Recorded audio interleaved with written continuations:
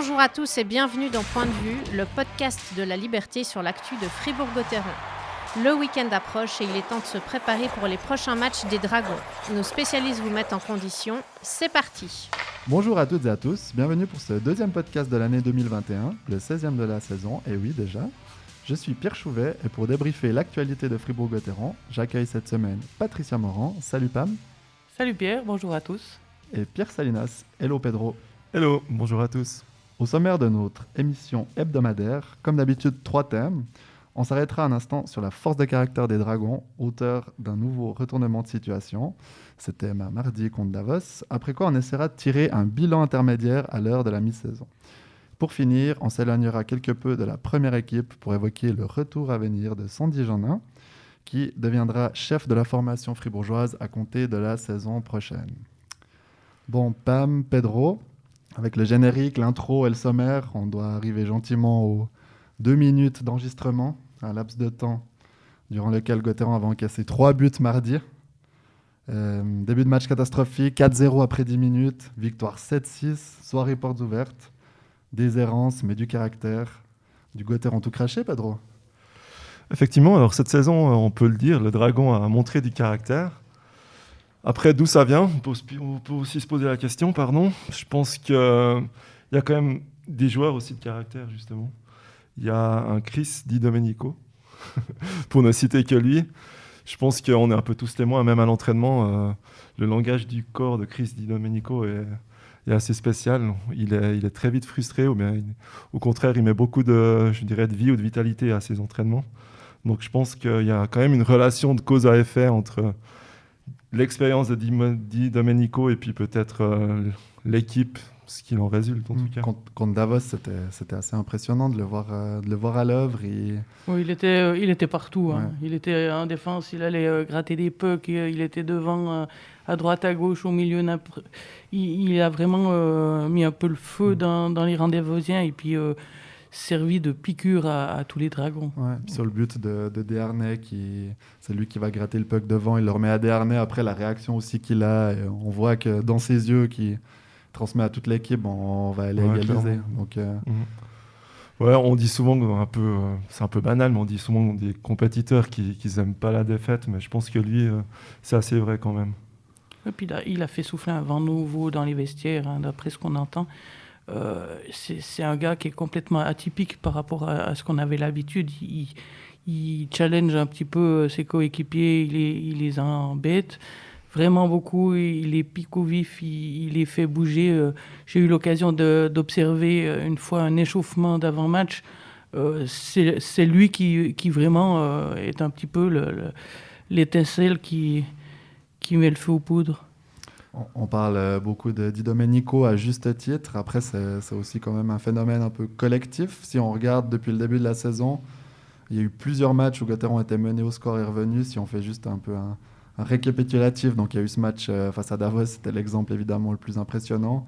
Il y a eu une fois un match à Genève où Gotteron était mené 2 buts, ils sont allés chercher 1 point. Une fois, à Lugano à Lugano, exactement, mené de 3 buts, ils vont chercher 1 point. Il y a des victoires en toute fin de match à Langnau et Berne alors qu'ils étaient menés d'1 but. Ils sont presque revenus, ils sont revenus dans le match contre Zug encore dernièrement, avant de quand même perdre dans le dernier tiers. Ils avaient failli revenir contre Lausanne, avec un but annulé. Donc ça nous fait quand même 6 ou 7 exemples qui prouvent un peu le caractère de Gotteron. Est-ce que vous voyez d'autres raisons que Chris Di Domenico ? Non, clairement, après on dit d'une équipe qui ressemble un peu à son entraîneur. Je pense que Christian Dubé, il était aussi un peu comme ça. Je pense que c'est aussi un joueur qui déteste la défaite, qui va tout faire pour essayer de changer un peu l'ordre des choses. Donc je pense que ce Gotteron-là ressemble quand même à Dubé. Ressemble à Dubé, et puis ce Gotteron-là s'inspire pas mal de la saison dernière. Moi, je pense que si Gotteron n'avait pas eu une saison aussi difficile qu'elle l'a eu, parce qu'il ne faut pas oublier qu'ils sont revenus de nulle part pour accéder au top 8 la saison passée. Et puis ça, c'était à force de cravacher, ils se sont aussi prouvé que tout était possible, et puis dans la tête, ça reste. Ça, c'est pas faux, ça. Vous parliez de Dubé. C'est vrai aussi qu'il sait bien varier les styles. Là, on peut penser que pendant le temps mort qu'il a pris mardi à Davos, après après le 3-0 qu'il a complètement détruit l'équipe. Mais alors, au contraire, il leur a simplement dit de continuer, que voilà, il y a tout qui allait dans le sens de Davos. Et puis, je trouve que c'est intéressant, c'est une facette du personnage de Christian Dubé, c'est que c'est pas seulement taper ou encourager, mais c'est qu'il est assez surprenant. Même, je crois que pour l'équipe, ils savent pas tellement quel Christian Dubé ils vont avoir. Donc, Ouais, je pense qu'il a quand même réussi des fois un peu à se canaliser aussi et puis à faire le point dans la poche. Après, on se souvient tous de l'année passée, de ce coup de gueule à Davos, la saison passée. Bon, finalement, il était assez salutaire, mais à bien l'écouter, apparemment, il n'élève pas aussi souvent la voix qu'on peut le penser, quoi. C'est quand même un peu raison gardée. Exactement, et mardi, on était assez loin quand même s'il n'y a personne dans la patinoire, on n'a pas tout entendu. Mais justement, on n'a pas entendu de grands cris, donc ça veut quand même dire qu'il les a pas engueulés, effectivement. Et lui-même, à la fin du match, disait « Non, j'ai juste dit que c'était comme ça, que c'était par hasard. Il y a eu des rebonds, il y a eu des choses bizarres. C'est vrai que tout n'a pas été parfait du côté de Fribourg au niveau défensif, mais il a juste demandé son temps mort, fait changer de gardien, et puis voilà, à peu près Fribourg.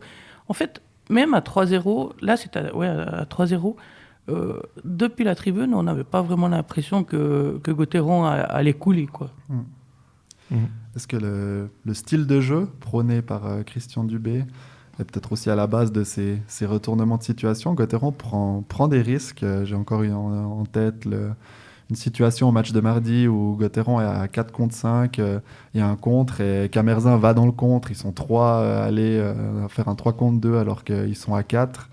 Donc Gauthieron s'expose et prend des buts, mais à l'inverse, c'est aussi une équipe offensive. Je crois que maintenant ils ont la 4e attaque, alors à voir après au nombre de buts par match, c'est peut-être un peu plus bas, mais c'est aussi le style de jeu qui veut que ça va dans un sens et dans un autre.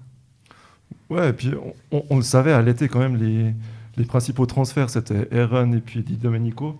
Puis on savait que finalement, l'attaque de Fribourg-Gotteron serait peut-être plus forte que la saison passée. Donc gagner d'un but de plus, c'est aussi une option pour Fribourg, même s'il en prend 3 ou 4, quoi. Évidemment, qui d'autre que Julien Sprunger pour égaliser à quelques secondes de la fin mardi. Faudrait une fois recenser le nombre de buts qu'il a marqué dans la dernière minute d'un match. Je pense qu'on doit dépasser les 10. Pourquoi lui? Pourquoi c'est toujours Sprunger qui marque? Bon, il me semble qu'il n'en a pas fait beaucoup cette saison, des comme ça. Hein. Il y a celui qui a été annulé contre Lausanne qui aurait pu être un but important. Mais sinon, ça doit être le premier dans sa carrière, ça c'est vrai, mais par le passé. Mais par le passé, tout à fait. Donc, parce qu'il a cette grinta quand même qu'il faut pour marquer des buts importants. Ouais, et puis le sens du placement, justement, c'est un pur buteur quand même. Même si cette saison, on l'a déjà dit, on le répète, ça va un petit peu moins bien. Tu perds pas quand même cet instinct, savoir sentir les choses, savoir où se placer. Je me souviens d'une action où Bikoff est servi par Sprunger mais rate à bout portant. Je pense que si ça avait été l'inverse, Sprunger n'aurait pas raté. Bikoff est plus un faiseur de jeu, mais Sprunger a quand même ce sens du but un peu inné. Tout à fait. Et l'avantage de Fribourg, c'est qu'ils ont plusieurs gars qui ont sens du but qui sont capables de tirer sur réception dans des one-timers, comme on dit. Et c'est ce que Julien expliquait après le match contre Davos, justement, c'est que en supériorité numérique particulièrement, à l'époque, c'était le seul qui était capable de faire un one-timer. À l'heure actuelle, ils ont une solution avec Moté aussi, avec Di Domenico. Avec Stolberg, avec prolongation. Stolberg, exactement. Donc, c'est vraiment un avantage.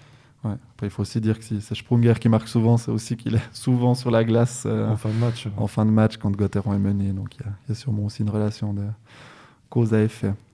Peut-être un petit bémol par rapport à tout ce qu'on vient de dire, c'est que Gauthieron commence l'année avec quelques mauvaises habitudes. Rater ses débuts de match, prendre passablement de buts. Si on pense au match à Zug, à Ambry, contre Davos, est-ce que voilà, il y a une petite lumière rouge qui s'allume? Il faut quand même être un peu inquiet pour le secteur défensif des Dragons. Bon, je pense qu'on pouvait quand même s'attendre à ce que Gauthieron n'ait pas toujours les mêmes résultats qu'il a eu en 2020. Donc, effectivement, contre Zug, déjà, il y a eu un petit arrêt. Même si le deuxième match contre Zug, je trouvais qu'effectivement Fribourg était plus fort que Zug dans l'impression générale. Après, voilà, il faut continuer à gagner les matchs contre entre guillemets, les équipes un peu plus faibles. Et je pense que si Gauthieron maintient ce rythme, je pense qu'il peut rester en tout cas entre le top 4 et le top 5. Oui, le rythme depuis le début de la saison, oui, mais c'est vrai qu'il y a eu un petit bémol en ce début d'année parce que 3 défaites en 5 matchs, c'est pas vraiment dans la moyenne de l'automne passé.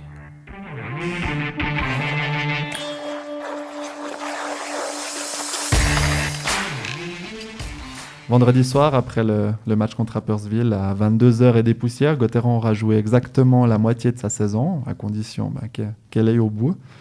Donc les Dragons occupent la 3e place du classement avec 25 matchs et 45 points, soit 14 points d'avance sur Davos, qui est 7e. Alors pourquoi on parle du 7e ? On vous rappelle que ce sont les 6 premiers qui sont qualifiés directement pour les playoffs et que les équipes classées entre la 7e et la 10e place font des pré-playoffs. Donc c'est quand même une marge importante. Est-ce qu'au vu du classement, on pourrait dire que la place de Gauthieron dans le top 6 est pratiquement assurée ?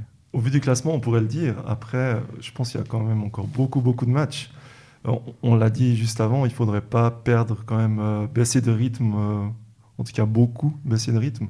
Donc non, je n'irai quand même pas jusque-là. Après, dans l'impression générale, et puis dans le jeu, je pense que Gauthieron a quand même sa place dans le top 6.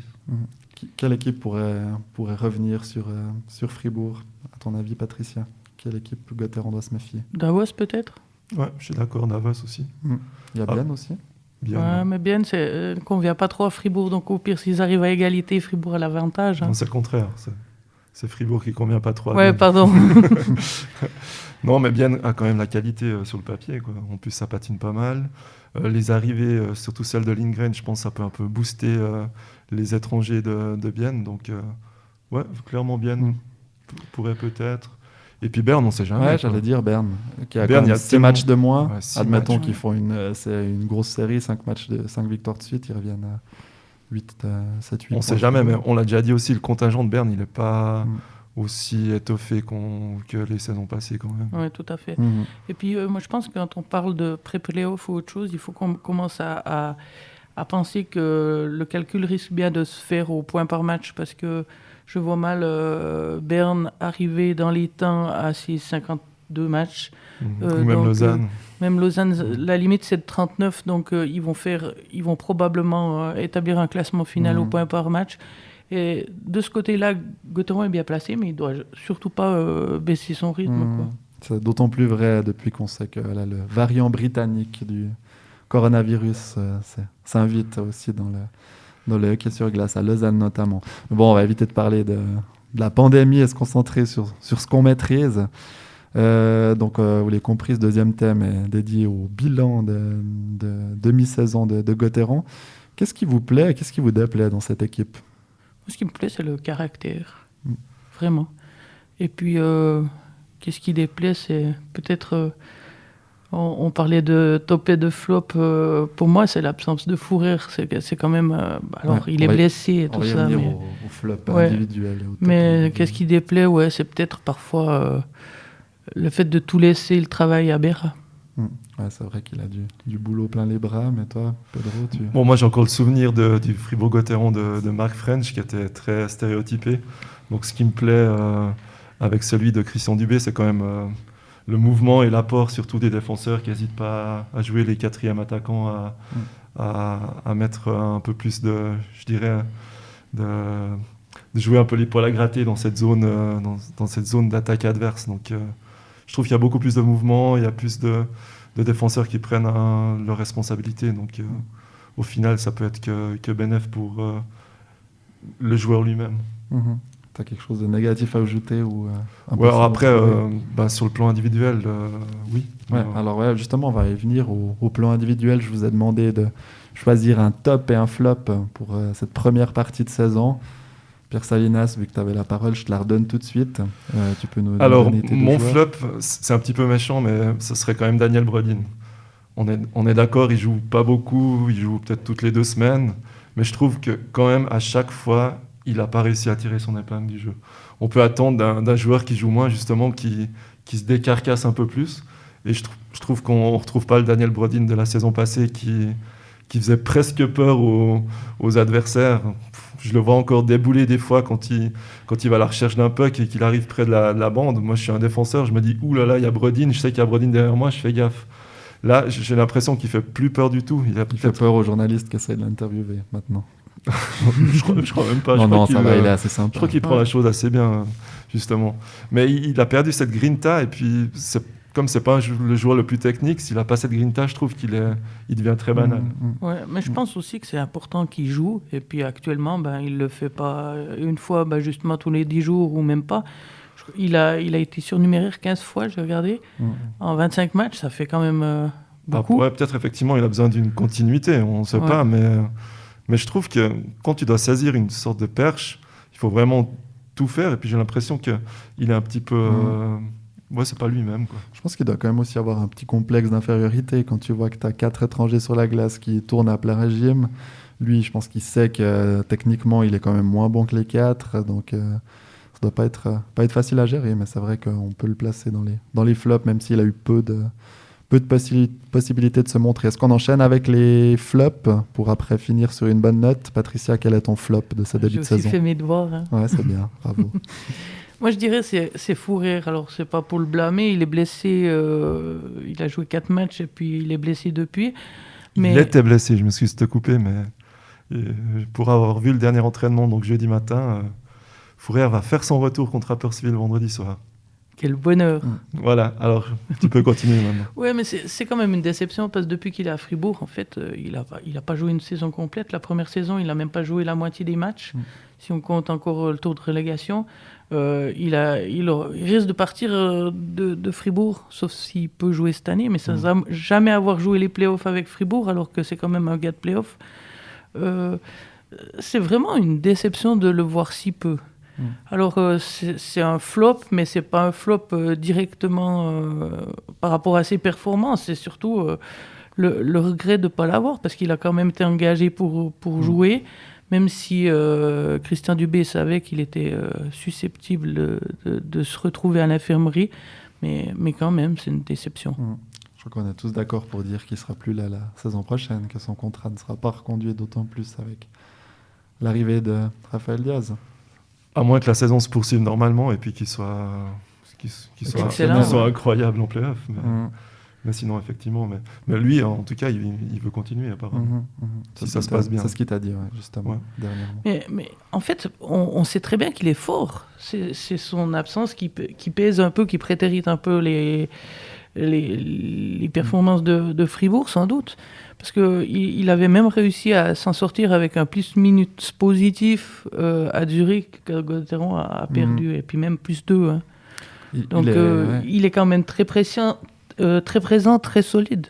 Il est fort à condition d'avoir 5-10 matchs dans les jambes, et puis il lui faut toujours beaucoup de temps pour revenir. Je pense qu'il ne faut pas s'attendre à un Fourrière dominant avant 5-10 matchs, en espérant qu'il n'ait pas un nouveau pépin d'ici là. En tout cas, il va être servi là, parce qu'il revient à un moment où Gauthieron enchaîne quand même les gros matchs. Donc on va tout de suite voir s'il pourra se remettre dans le bain assez vite ou pas. Ouais. T'as un flop, toi? Ouais, j'ai un flop. Donc moi, j'ai choisi Yannick Herren. Alors si on regarde son bilan global, il a 11 points en 24 matchs. C'est moyen, c'est pas exceptionnel, mais ce qui me permet de le qualifier de flop, c'est plutôt son rendement offensif. C'est vrai qu'il a été engagé en tant que buteur. Il a déjà fait une saison à presque 20 buts à Lausanne. Et là, il en est à 4. Et c'est vrai qu'on s'attendrait à plus. Et après, dans le jeu, je le trouve pas du tout dominant. Il avait très bien commencé avec la ligne à Schmidt et Di Domenico, mais si ce n'est un ou deux sursauts, c'est vrai qu'on s'attend plus, surtout qu'on sait que Fribourg a quand même dû délier les cordons de sa bourse pour l'engager. Si c'était un jeune joueur ou un joueur pas confirmé, le constat serait différent, mais là, il y a quand même une certaine pression derrière. J'ai l'impression qu'il livre pas la marchandise. Ouais, puis on le voit très peu dans le jeu, effectivement, comme tu l'as dit. Apparemment, c'est plus un homme du dernier geste, mais je trouve que tout ce qui est... toute la partie avant d'arriver vers le but, on le voit vraiment peu, quoi. Il porte même pas beaucoup le puck, il essaye, il shoot très vite. C'est un peu bizarre, mais je pense qu'il a quand même un peu un manque de confiance. Oui, tout à fait, mais c'est assez étonnant quand même, parce que Il me semble qu'il a dû se sentir accueilli ici à Fribourg. Tout le monde comptait sur lui et tout. Ces dernières saisons, lorsque ça n'a pas bien fonctionné, c'est justement parce qu'il y avait un problème de confiance. Là, tout était prêt pour que ça ne soit pas le cas. Et puis, il faudrait creuser peut-être ce sujet. Parce que... Après, on sait qu'il est un peu inconstant. Il a toujours eu des hauts et des bas. Quoi. Donc, là, c'est un peu le cas aussi cette saison. Quoi. Tout à fait. Parlons maintenant de votre flop. Allons, sens inverse. Patricia, on retourne chez toi. Qui est ton top, pardon. Top. Oui, ton top. Chris Di Domenico. Tout le monde pensait que ça allait être un problème. Non, ça pouvait être un problème. Ça pouvait être. Ouais. En tout cas, jusque-là, ça l'a pas été, au contraire. Hein. Il a apporté énormément, que ce soit dans le jeu à 55, en supériorité numérique et tout, par son travail défensif aussi. C'est vraiment un détonateur. J'en ai parlé plus tôt dans ce podcast, mais pas grand-chose à rajouter, si ce n'est que c'est le renfort idéal. Et puis il n'a même pas eu trop de mauvaises pénalités, non Un petit peu en match de préparation des fois, mais... Ça va si c'est en préparation. Non, c'est clair. non. Effectivement, et puis souvent, justement, il a ce caractère et puis un peu ce feu qui permet un peu de débloquer les choses quand le rythme est un peu mou, bien quand on parle de momentum, lui, il est capable justement de switcher ses momentum. Puis toi, Pierre, ton top, tu as choisi le seul joueur qui a marqué plus de points que Di Domenico.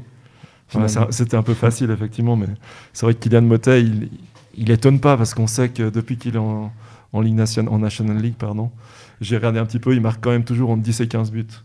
Mais là, on n'est qu'à la moitié de saison et puis il a déjà ce total. Après, je sais ce que tu vas me dire, Pierre. Qu'est-ce que je vais te dire ?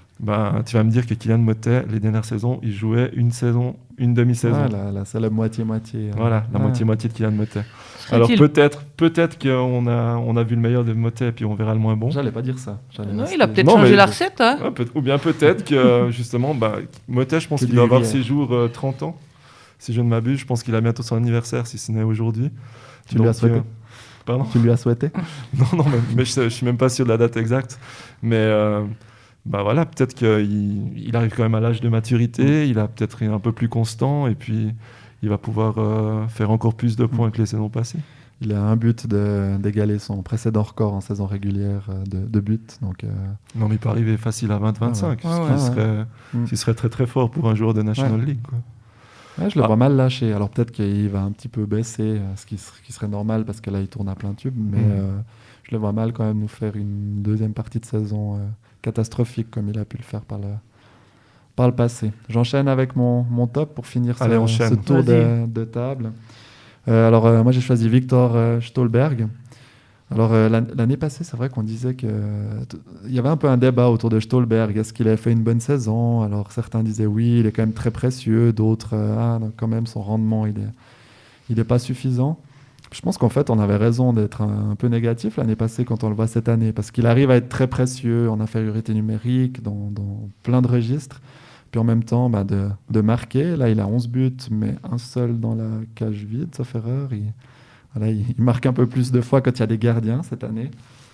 Et puis, il est dans un style tout à fait différent que Di Domenico. Alors lui, on a l'impression qu'il se fatigue jamais, qu'il est sur des roulettes, alors que Di Domenico, il pioche. C'est clair. Il est un peu penché, mais c'est tout aussi efficace. Bon, ils n'ont pas le même patin, comme diraient les Québécois. Ståhlberg, quand tu vois que ça glisse quand même. Comme il est arrivé devant le gardien face à Davos, là, c'était juste impressionnant, quoi. Donc je pense que Christian Dubé doit quand même avoir envie de le prolonger. Donc on va pas revenir sur les étrangers pour la saison prochaine. Mais c'est vrai qu'il y a quand même une réflexion qui se fait entre Desharnais et lui. Est-ce que Bredin va rester ? Enfin bref, on en a déjà parlé, on va sûrement en reparler. Et on va enchaîner avec notre dernier thème de ce podcast.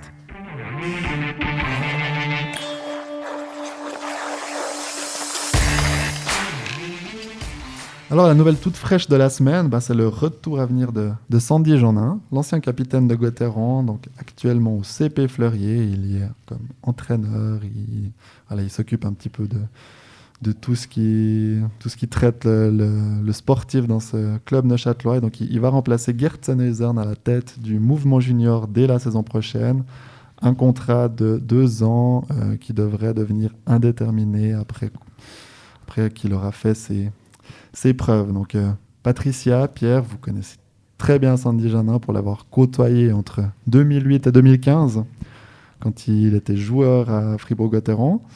Est-ce que, je pense pas qu'il y ait une réponse toute faite, mais est-ce que vous pensez que ça peut être l'homme de la situation pour ce job-là? Je pense tout d'abord que pour lui-même, ça doit être une bonne chose parce que durant l'année écoulée, il disait, comme il habite à Coutances justement, que ça commençait quand même à faire un peu dur de faire les trajets tous les jours, de rentrer souvent très tard, parce qu'il avait 4 matchs par soir. Enfin, il était loin 4 soirs par semaine et tout. Là, ça sera quand même un petit peu différent. Ouais, et puis d'abord, c'est bien, je pense, pour les deux parties, mais il connaît la maison quand même. Il connaît Gerd Sennheiser. Il a bien changé la maison quand même. Ouais, oui, alors le bâtiment, il a changé. On est d'accord. Non, mais les bureaux il connaît très bien Christian Dubé, il connaît Gerd Sennheiser, il n'y a pas de souci.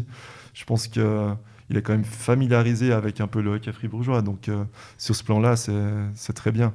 Après, quelle sera sa mission vraiment? Est-ce qu'il sera plus dans les bureaux ou bien est-ce qu'il sera beaucoup sur la glace? Je pense que c'est quand même le côté administratif qui sera plus important pour lui. Stratégique aussi. Ouais, effectivement, stratégique. Ouais. Après, par rapport au bonhomme, moi je le connais pas si bien que ça, je connais que le joueur, mais effectivement, c'était vraiment un professionnel sur le bout des doigts, je dirais. Il était vraiment très pro, c'était un exemple, mais seulement sur la glace. On parlait peut-être de charisme avant. Pour moi, il me saute pas aux yeux son charisme. Oui, mais il est très sérieux comme il est vraiment très sérieux. Gars, c'est ça. Hein. Et puis, il a tellement connu dans sa carrière qu'il pourra donner, je pense, plein d'infos et puis beaucoup de précieux conseils aux jeunes. Après, c'est dans la manière de transmettre. C'est lui qui transmettra vraiment ou bien est-ce qu'il passera par les entraîneurs? J'en sais rien, mais effectivement, le bonhomme, par rapport aux joueurs, le contact humain, c'était pas le plus chaleureux, on est d'accord. Mais peut-être qu'il a changé aussi, hein, ça fait quand même 10-15 ans qu'on n'a plus vu. C'est l'occasion aussi de Patricia de finalement un peu mieux terminer l'histoire. Voilà, on sait qu'il avait été blessé lors de ses 2 dernières saisons. Sandy, il n'était pas parti par la grande porte par laquelle il aurait peut-être mérité de partir. C'est aussi une bonne nouvelle à ce niveau-là. Oui, tout à fait. Et puis, moi, je soulignerai encore autre chose, c'est que Fribourg-Gotteron, par le passé, a toujours peiné à utiliser ou à mettre en valeur ses anciens joueurs, dans le sens que certains pouvaient apporter quelque chose. Je me souviens, Brasier, quand il s'est mis à entraîner, ou Desclous, ou autres, ils n'ont jamais été les bienvenus ou accueillis à bras ouverts. Fribourg préférait aller voir ailleurs. Là, depuis quelques années, c'est vraiment plus le cas. Fribourg essaye d'utiliser ses anciens employés, si on veut, ceux qui ont passé dans ses rangs, qui ont permis de porter haut les couleurs du club et tout. Et puis, par rapport aux jeunes, c'est quelque chose de très important parce qu'il y a un savoir à transmettre. Et puis, les jeunes, ils sont devant parfois leurs anciennes idoles. Quoi. Ouais, plusieurs même auront vu jouer Sandy Janin, l'auront admiré, c'est vrai. C'est vrai, parce que moi, je viens de me rendre compte, j'ai dit 10-15 ans, mais c'est quand même, il n'est pas aussi vieux que ça, le pauvre Sandy. Ouais. Ouais, il est arrivé il y a une quinzaine d'années. Par contre, il sera peut-être beaucoup moins sur la glace qu'il l'était à Fleurier, ou qu'il l'est toujours jusqu'à la fin de la saison, puisque c'est pour la saison prochaine. Mais voilà, je crois qu'il en est conscient. Comme Gerd l'était, c'est la même chose que Gerd. Enfin, il suit un petit peu la même filière. En parlant de Gerd, il va rester un petit peu dans le mouvement junior, comme j'ai compris et comme Sandy Janin l'a compris aussi. Ça sera un peu il va épauler Sandy Janin et épauler Christian Dubé comme directeur sportif. Donc là, on a un organigramme qui est en train de se former. Donc Christian Dubé, entraîneur, directeur sportif. Pavel Rosa, entraîneur assistant. David Ebicher, entraîneur des gardiens. Est-ce qu'il a aussi un rôle dans la direction sportive? Il me semble, Gotteron avait annoncé ça. Peut-être au niveau des gardiens, en tout cas. Je pense qu'il il est aussi, en tout cas, il doit réfléchir à ce niveau-là. Gerd Sennheiser, on l'a dit, direction sportive, mouvement junior. Sandy Janin, mouvement junior uniquement. Et puis Raphaël Berger, qui est un peu dans ce team sport, comme il l'appelle, en tant que directeur général, qui sera aussi présent. Il y a beaucoup de transversalité dans cette hiérarchie, dans cet organigramme. Est-ce que c'est pas un peu difficile à lire quand même? Un petit peu quand même. On dirait un petit peu du bricolage, je trouve. Mais par contre, le plus important, c'est que chaque personne que tu viens de citer sache vraiment sa fonction, quoi, connaisse sa fonction. Mais effectivement, on a l'impression quand même que le point d'ancrage, c'est quand même Dubé. Et après, Gauthieron essaie de tout faire pour le soulager un petit peu. Ouais. D'ailleurs, tous les contrats, le contrat de 2 ans, c'est pas un hasard, c'est aussi parce que c'est la longueur du contrat qui restera à Christian Dubé après cette année et que ce sera vraiment un peu un pôle qui sera, comme tu le disais, articulé autour de Christian Dubé. Je trouve qu'il y a un aspect aussi justement intéressant là-dedans, c'est que même le directeur général, il a des connaissances de hockey, ce qui n'est pas le cas partout. Ouais, pourrait former une belle équipe là, avec ses anciens joueurs. Une équipe de vétérans. Ouais. Bon, Sandy Jourdain a dit qu'il pouvait jouer en défense. C'est vrai, il l'avait fait. Il l'a joué. Il l'avait fait assez souvent. Ouais, elle aurait de la gueule cette équipe. Bon, et puis pour terminer ce podcast, on va parler de la vraie équipe. Donc Fribourg-Gotteron qui dispute 2 matchs ce week-end avec 2 matchs à domicile. Donc vendredi face à Rapperswil et dimanche contre Genève Servette. Avant de vous donner nos habituels pronostics, on va peut-être demander à la personne qui était à la patinoire ce jeudi matin pour nous donner des nouvelles du front pour qu'on puisse pronostiquer au mieux. D'accord. Alors, est-ce que vous pensez qu'on ne change pas une équipe qui gagne? Normalement, on ne change pas, mais Christian Dubé, on change, c'est ça le dicton. Voilà. Alors là, il a vraiment tout changé. D'abord parce que Philippe Fourer, on l'a déjà dit, mais va faire son retour à la compétition. Donc je crois que son dernier match, ça datait du 10 octobre. Donc Philippe Fourer revient et peut-être que Marc Kaplanalp, qui n'a pas été très bon mardi et qui n'est pas très bon ces derniers temps, sera dans la tribune ou peut-être 7e ou 8e défenseur. On ne sait pas quel sera le plan de Christian Dubé. Dubé, justement, il a décidé de faire souffler apparemment David Desharnais. Donc Brodin est de retour aussi, et ça va chambouler un peu toutes les lignes, puisque c'est Schmid qui va être aux côtés de Stolberg et Motet, et Brodin, si je ne m'abuse, va être avec Walzer et Herren. Par contre, Dubé ne touche pas à la ligne Sprunger, Bikov, Di Domenico, qui est plutôt pas mal quand même ces derniers temps. Donc voilà, on change une équipe qui gagne quand même. Ok, Ouais. Bonne mémoire. En noterait que tu n'avais rien noté sur ta feuille, donc tout de tête. C'est vrai. Bon alors, vu que tu as la parole, Pronostic. tes pronostics. Alors, pour demain, victoire de Fribourg-Gotteron 3-1. Et pour dimanche, victoire de Genève Servette après prolongation 4-3. Des prolongations pour dimanche, Patricia. Alors, Gotteron Rapperswil 6-2. Ouais. Les Dragons, ils auront une revanche à prendre quand même, non, contre les Saint-Gallois, franchement. Oh, c'est 1-1 cette saison. Ouais, c'est justement, c'est vrai que le dernier match, Et c'était Connor Hughes, on n'a pas parlé, mais c'est lui qui joue. c'est lui qui joue demain. Ouais. Et c'était Il avait déjà joué contre Rapperswil. Ça s'était pas très bien passé. Mais... Ouais. Et pour lui avoir parlé jeudi après l'entraînement, apparemment, j'ai pas encore vérifié, mais le premier match de sa carrière en Swiss League, donc en Ligue B, c'était aussi contre Rapperswil, et il avait aussi perdu. Donc après, il nous a dit à mon collègue Frank Stettler des FN et à moi qu'il ne voulait pas... c'est quoi l'expression? Jamais 203? Non, le contraire, justement. 2 c'est assez, 3 c'est trop, un truc comme ça. Ouais, d'accord. Et puis Fribourg-Genève 3-2. Pour Fribourg. Pour Fribourg, oui. Okay. Belle semaine de Fribourg-Gotteron. Pas mal, hein? Ouais, semaine à 8 points. Pas 9, vu que... Ouais. Il n'y a eu que 2 points mardi. Alors moi, je ne vois pas une semaine à 8 points, mais une semaine à 5 points. Donc comme vous, très optimiste pour le match de vendredi, avec une courte victoire, par contre Rapperswil 4-2. Pourquoi pas. Et par contre, Genève, qui a une flopée de suspendus vendredi, va en récupérer pratiquement la totalité dimanche. Et ils seront très revanchards. Je pense qu'ils auront beaucoup envie de jouer. Et ils vont venir s'imposer 3-1 à Fribourg. Alors voilà. On a fait le tour. À l'occasion On a fait le tour. l'occasion encore de remercier tous nos auditeurs de nous écouter et puis de vous souhaiter une bonne fin de semaine, de bons matchs devant la télévision et puis un bon week-end. Ciao, ciao. Ciao. Ciao. Voilà, Point de vue, c'est terminé pour aujourd'hui. Merci de nous avoir écoutés. Vous avez aimé ou vous n'êtes pas d'accord? Envoyez-nous vos commentaires à l'adresse sport@laliberté.ch. À la semaine prochaine.